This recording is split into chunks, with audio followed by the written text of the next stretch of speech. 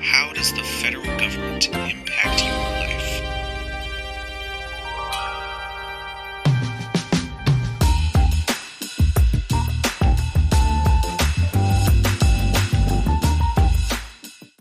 I worked shoulder to shoulder with undocumented workers who often worked harder and hardest for the least amount of money.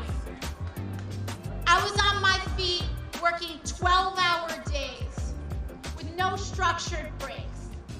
I didn't have health care. I wasn't being paid a living wage. Popeyes. The minimum wage here is $15 since we're in California. The food here is alright, but that's not why I'm here. According to GoBankingRates.com, you need an income of about $71,000 to live comfortably in California. If you're renting, it's about $120,000, and owning a home is about $137,000. Now, if you were to work an average work week of 8 hours a day and 5 days a week at this fine establishment, you would make an annual income of about $31,000. That's not enough to live here, though. So let's try a work week of 8 hours a day, 7 days a week. That would total to about $43,000 annually. Now, that's still not enough. So let's go even further. A work week of 16 hours a day and 7 days a week. You at least get to sleep. That totals to about $87,000. Now that's comfortable. All you need to do is sacrifice your social life and only work and sleep. But that won't work, will it? You'll just work yourself to death and live an ultimately unfulfilling life. So how do we fix that? Well, we really can't, because the federal government controls that.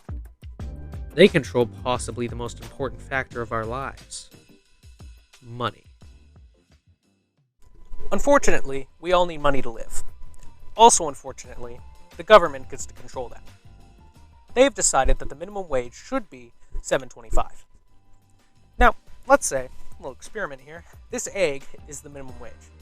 And I am the federal government. According to EPI.org, 1968's minimum wage, adjusted to inflation, would be $10.54. So, I, the government, would give you this full egg. But the current minimum wage is 31% lower than it was 44 years ago.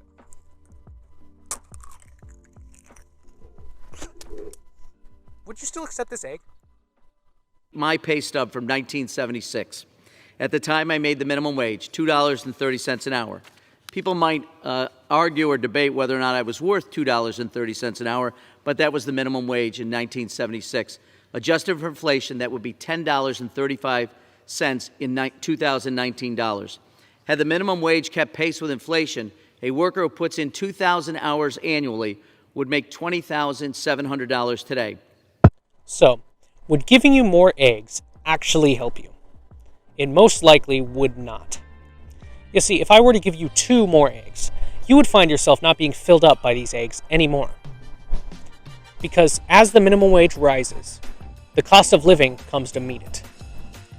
With more money comes more spending money on basic necessities. The Congressional Budget Office projected that a minimum wage increase from $7.25 to $10.10 would result in a loss of 500,000 jobs. Andrew Woodman predicted in his blog for the Huffington Post a minimum wage increase could ultimately be the undoing of low-income service industry jobs in the United States. A study by Jeffrey Clements and Michael J. Wither found that minimum wage increases result in reduced average monthly incomes for low-skilled workers.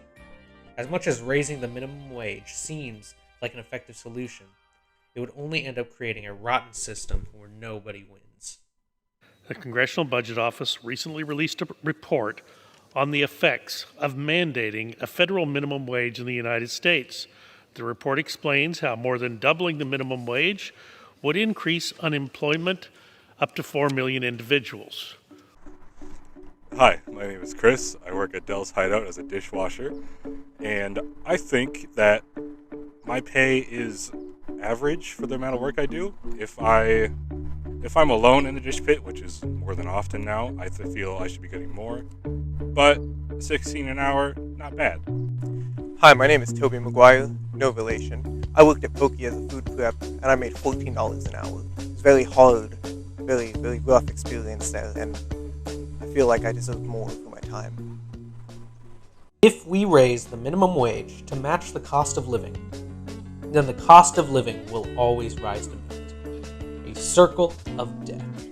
No matter how much we raise wages, overall living costs will always surpass, no matter what. But there's nothing we as individuals can do. That burden falls on the federal government. They already provide food stamps, Medicaid, and subsidies. But are they enough to keep people above the poverty line? The federal government controls every facet of our lives. They can decide whether we prosper or fall. They control the value of our work, of us as people. So how much do you think you're worth?